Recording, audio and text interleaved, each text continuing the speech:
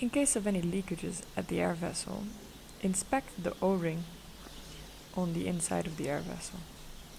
Use a screwdriver to peel it off.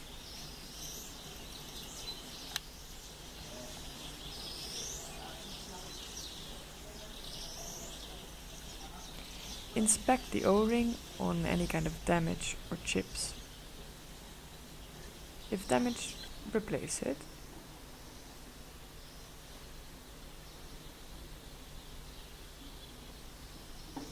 Place the O-ring back into its position and make sure it falls neatly into the seam.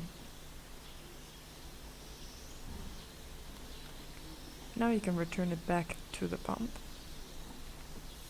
by twisting and pushing it.